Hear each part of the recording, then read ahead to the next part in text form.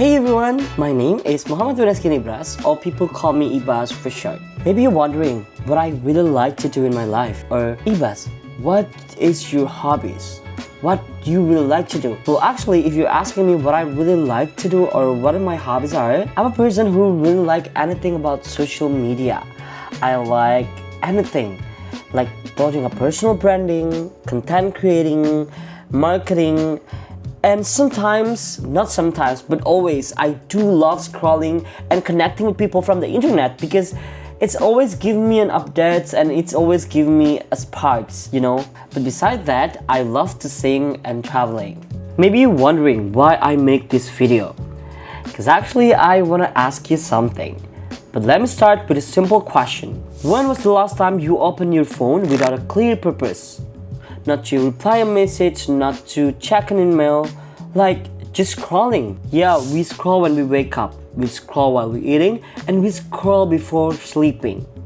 And sometimes we scroll even we're tired of scrolling, We live in the most connected era in human history. Yet ironically, many of us feel more exhausted, feel more anxious, more insecure, and more mentally exhausted than ever before. And today I want to talk about why digital literacy is not technical skill, but it's mental health survival skill. So let's get into it. Well, digital literacy is more than knowing how to use technologies. Maybe when we hear the term of digital literacy, like many people think that it means knowing how to use social media, how to edit video, or how to, as simple as navigate social media.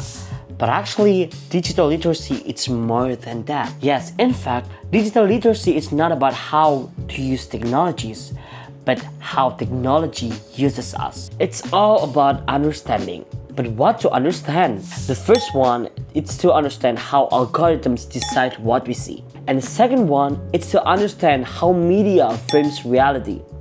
And third one, it's understand how constant exposure affects our thoughts, affects our emotions and self-worth. So, being digital literate, it's more than just consume the content, but we question it. Okay guys, the silent pressure of the digital world is getting real. Every day we are exposed to carefully curated lives, like the perfect bodies, relationships goals, and then perfect careers, perfect productivities, like everywhere.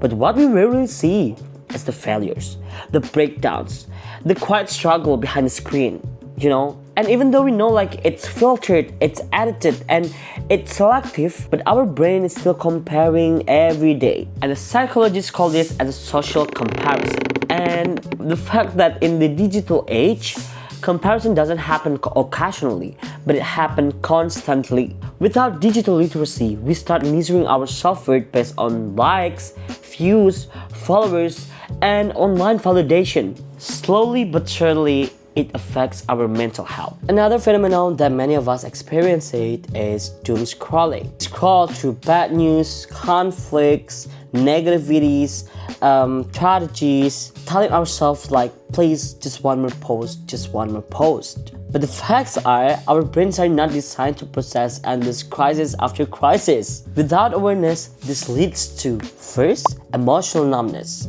second, anxiety, and the third one, a constant sense of fear of helplessness. So digital literacy teaches us to ask, is this information helping me or harming me right now? Here's the hard truth. Algorithms are not designed to protect your mental well-being, but designed to keep you engaged. Content that triggers strong emotion, anger, fear, insecurity often get more attention. And the more you interact with it, the more the platform feeds you with the same content.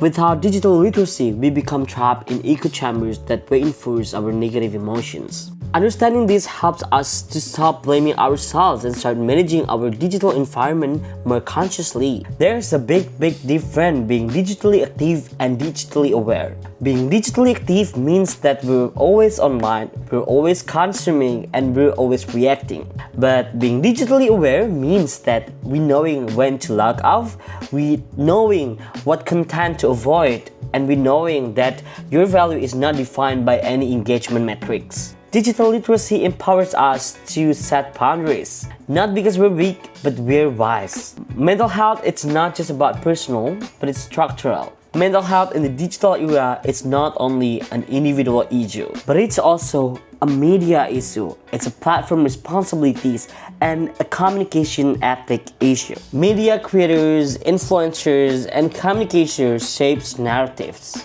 What we normalize online affects of how people see themselves offline.